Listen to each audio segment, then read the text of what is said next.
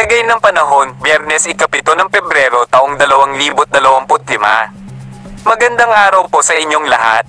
Narito ang inyong pinaka-update na ulat ng panahon para sa Biyernes 7 ng Pebrero taong 2025. Luzon. 4 na sistema ng panahon ang nakakaapekto sa bansa. Amihan, asahan ng malakas na pag-ulan sa Metro Manila, Cagayan Valley, Cordillera at Aurora. Malamig ang panahon, lalo na sa umaga. May gale warning sa mga baybayin dahil sa malalakas na hangin. Mag-ingat sa mga mababang lugar dahil sa posibilidad ng pagbaha at pagguho ng lupa. Kung nasa mapanganib na lugar kayo, lumipat sa mas ligtas na lugar. Ilocos Region, maaliwalas ang panahon, ngunit may posibilidad ng mga biglaang pag-ulan. Nalalabing bahagi ng Luzon, maganda ang panahon. Visayas, asahan ng pag-ulan sa buong Visayas dahil sa shear line at iba pang sistema ng panahon, kasama na ang mga ulap mula sa LPA na ating binabantayan.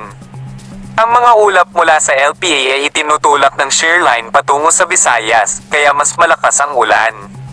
Mag-ingat dahil sa LPA na nasa karagatan at nagdadala ng malakas na pag-ulan at ulap.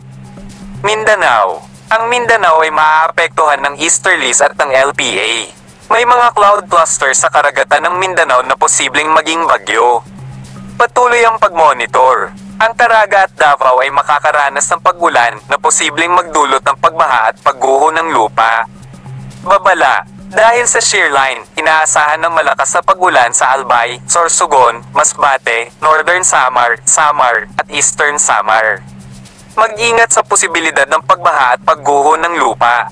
Ang LPA ay nananatiling nasa karagatan at bahagyang lumakas. Ang mga ulap at ulan mula sa LPA ay dinadala ng easterlies at shear line sa loob ng bansa, kaya mas malakas ang ulan dahil sa pinagsama-samang weather system. Paalala, ang ulat na ito ay para sa kasalukuyang lagay ng panahon. Maaaring magbago ang lagay ng panahon anumang oras. Maging updated sa mga bagong update. Para maging updated, ay subscribe ang aming YouTube channel at i-click ang bell icon. Maging handa po tayo palagi. Dumako naman tayo sa ating partner para sa mga karagdagang impormasyon sa loob ng ating bansa. At para naman sa magiging lagay ng ating panahon, for the next 24 hours, magpapatuloy itong mga kaulapan na dulot ng shear line as well as yung mga pag-ulan sa malaking bahagi ng Mimaropa at Bicol Region. Dahil naman sa northeast monsoon ay malamig na hangin amihan, dito na sa area ng Metro Manila, makakaranas tayo ng mga kaulapan at pag-ulan. Magpapatuloy rin yung mga pag-ulan dito sa Cordillera, Cagayan Valley, at sa lalawigan ng Aurora. For the rest of Luzon, generally fair weather ang inasas sa most of Ilocos Region as well as the rest of Central Luzon. Sasamahan lamang yan ng mga light rains o yung mga mahihinang pag-ulan na dulot ng amihan. Sa bahagi naman ng Palawan, Visayas at sa Mindanao, dahil sa shear line, makakaranas tayo. Magpapatuloy yung mga pag-ulan na dulot ng nasabing weather system sa malaking bahagi ng Visayas, pati na rin dito sa bahagi ng Mimaropa.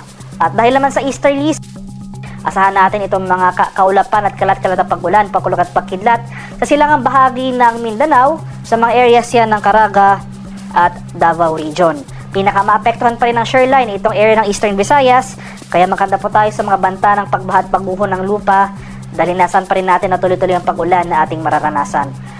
For the rest of Mindanao, magpapatuloy itong fair weather conditions, maliban na lamang sa mga tsansa ng isolated rain showers o yung mga biglaan at panandaliang buhos ng ulan na dulot ng localized thunderstorms. At sa kalagayan naman natin karagatan, may gale warning po rin tayo nakataas dito sa seaboards ng Southern Luzon at Eastern Visayas.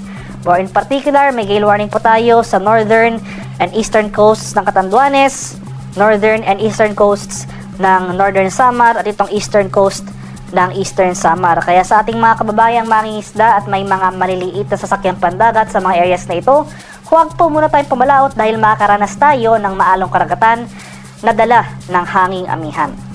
At para naman sa ating 3-day weather outlook sa mga piling syudad ng ating bansa, sa araw ng over the weekend or more in particular sa araw ng Sabado, magpapatuloy yung mga kaulapan na dala ng amihan sa most of northern and central Luzon. So sa mga areas ng Metro Manila at Baguio, asahan natin itong maulap na kalangitan at mga pag-ulan na dala ng northeast monsoon.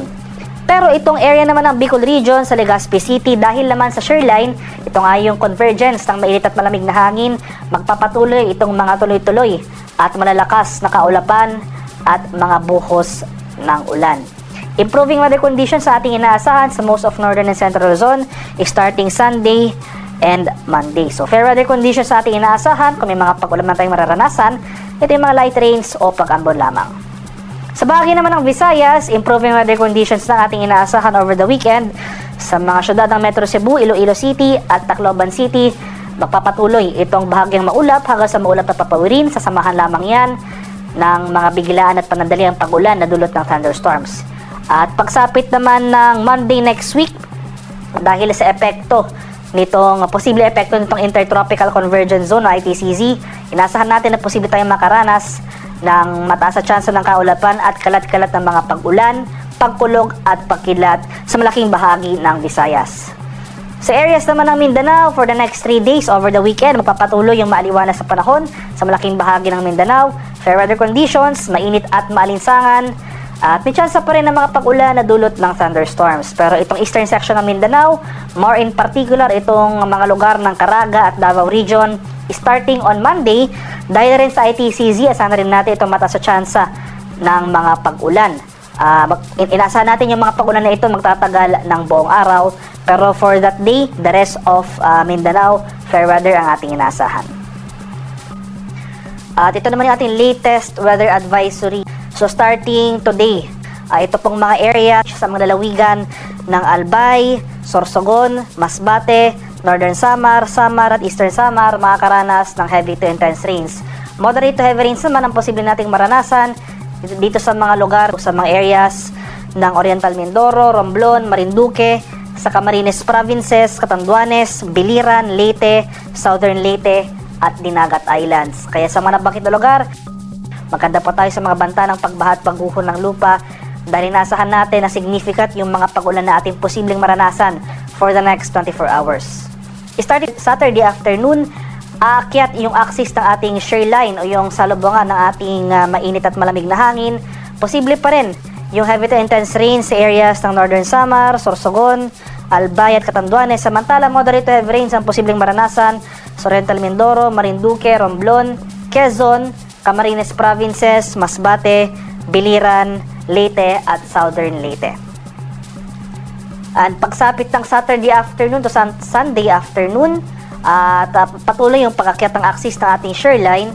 So mababawasan yung mga pag-ulan sa ilang bahagi ng Visayas, magpapatuloy pa rin yung mga pag-ulan sa malaking bahagi ng Southern Luzon. So posible pa rin yung heavy to intense rains. Muli, ito pa yung mga areas sa bahagi ng Quezon, moderate to heavy rains naman sa Camarines Norte, Camarines Sur, pati na rin dito sa lalawigan ng Bulacan. Kaya patuloy tayong umantabay sa mga updates ukol sa shoreline tulad ng mga ating localized warnings, ating mga heavy rainfall warnings o rainfall advisories.